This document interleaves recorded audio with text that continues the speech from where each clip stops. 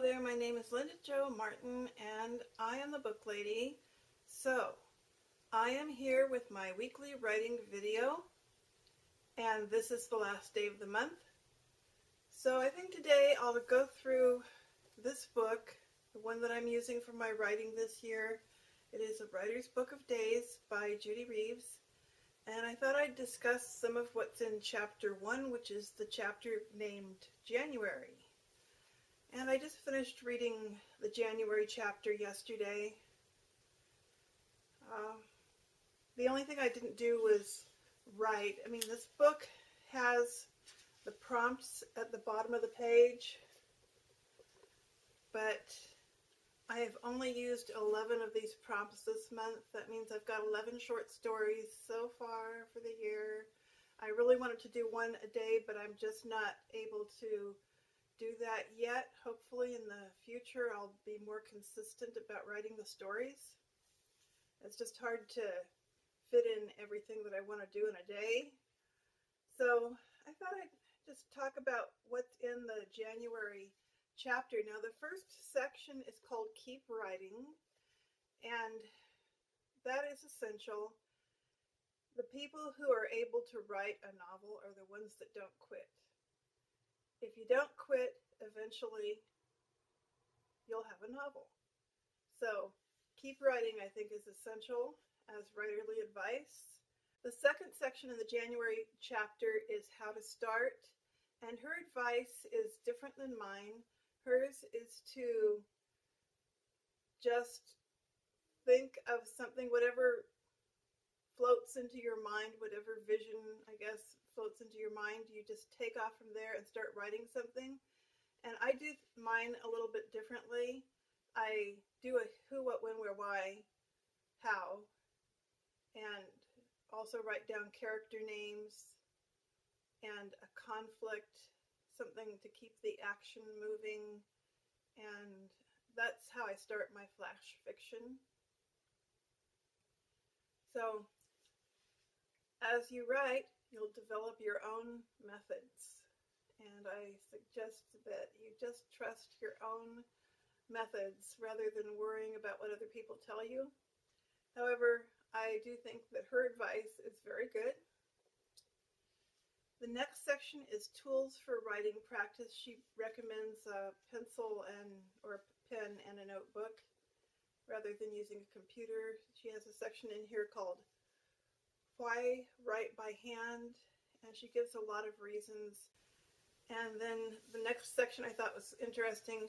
How can you tell when imagination is present?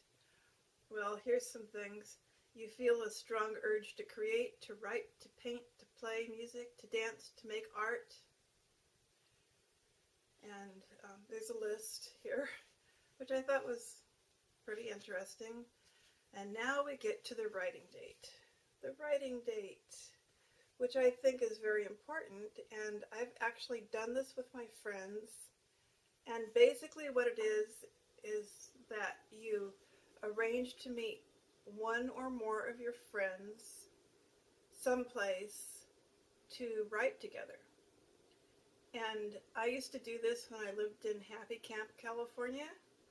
We had a writers group going where up to about 6 of us would meet, and we'd talk for a while, and then we would have a prompt. There would be a prompt, and we would all write to the same prompt, and then we would read everything that we had written to each other. And it was interesting because, like, one friend would write essays, and another one would write memoirs, and I would write my flash fiction, and then there was this one man who would do a satire. So it's like everybody had their own thing, and you could pretty much count on them to do their own thing every week, but it was always to the same prompt. So when we got ready to read them to each other, it was pretty interesting, and it was always so different how each of us thought about the prompt. So that's called the writing date, which she suggests that you can just meet one fellow writer and do it at a restaurant, which I have done that before with my friend Judy. We have met at the Frontier Cafe, and written together, so that was fun.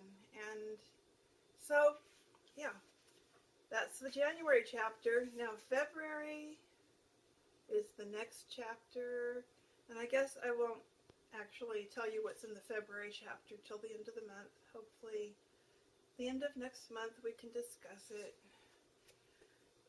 So now I'm going to go on to the next part of the video, which is to choose a number and read the story that correlates with the number that I've chosen. So I do this every week. For you who haven't seen it before, I'm just going to read you one of my little stories, and it's very random. I have no idea what the story will be about because I haven't chosen the number yet. These are all the numbers that I haven't chosen in the past, and I just chose number 10. Gosh, I hope this is a good one.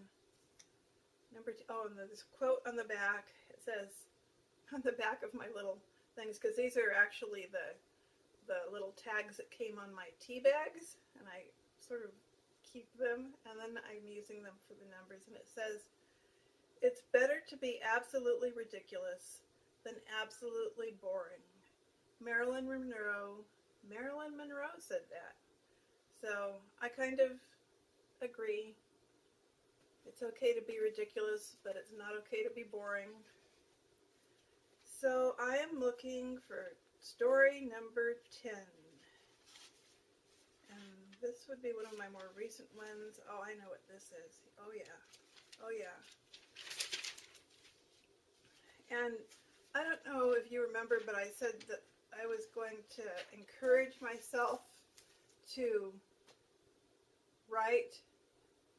I had some motivations. This was like about 2 weeks ago. I had this in a video that I was going to be motivated in part because I was going to paint something for each story. So I have been doing that, and this one actually does have a painting that goes with it, and I'm putting it up on the screen now so you can see my little painting. It was just in the sketchbook, and this is done with gouache paint, which is sort of like watercolor. Okay, this is Shapes Like Stars. Now, I have to tell you, I've been reading this book.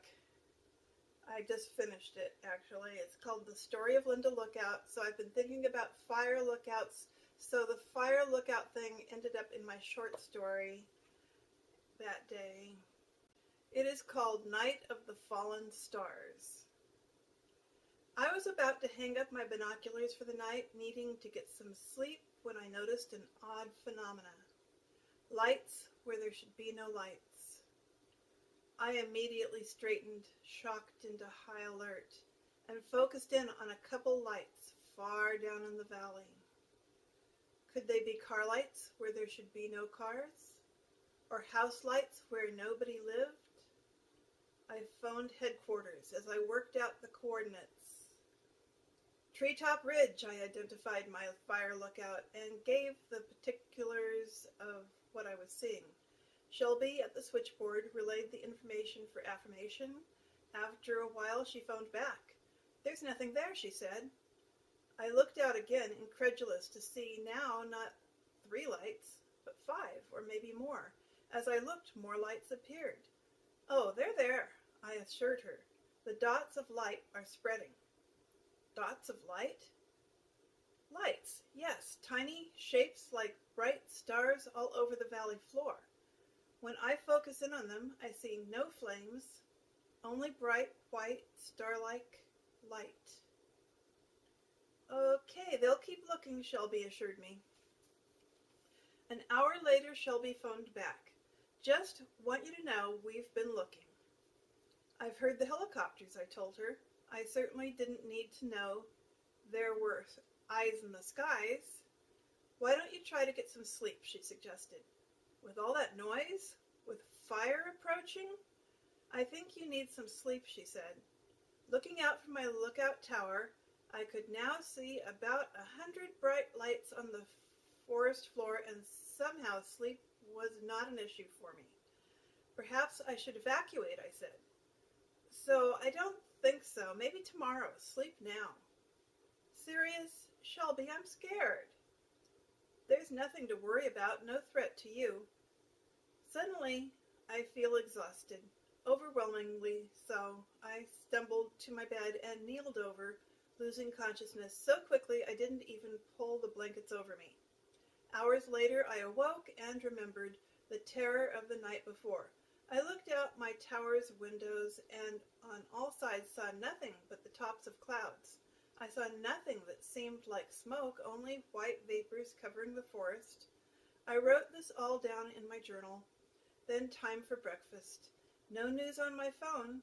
Everything seemed quiet, and I settled in with my coffee and toast when suddenly the hatch burst open and Shelby stepped inside.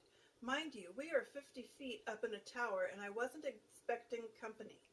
The coffee spilled all over my lap, and between my screams about being burned and my shock at having Shelby and two odd, misshapen men tackling and restraining me, I was helpless to defend myself or explain my position.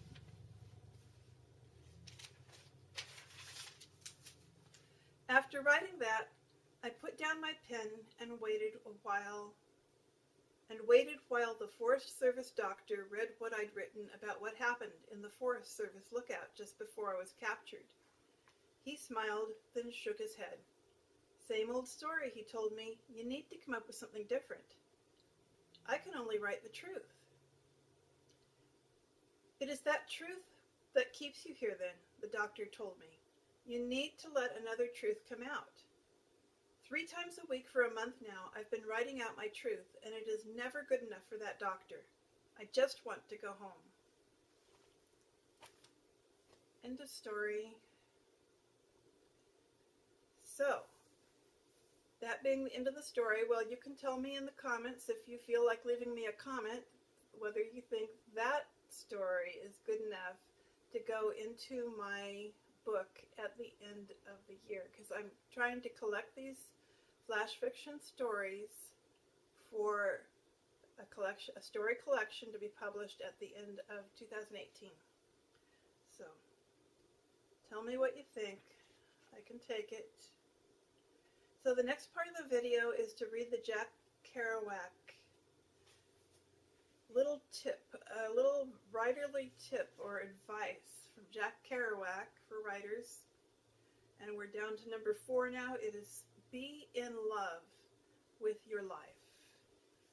Be in love with your life. I think that's great advice, because if you're in love with your life, you're going to have a positive outlook and you're going to notice more about life. You'll see more of the details. You'll be able to describe more of the details if you see them. And just having a positive outlook makes it easier to write. That's what I believe, anyhow. And so that is the end of my video. Thank you for sticking with me, in case you actually did. And I'll see you in the next video. Well, the next writing video will be next week, hopefully on Wednesday or Thursday. And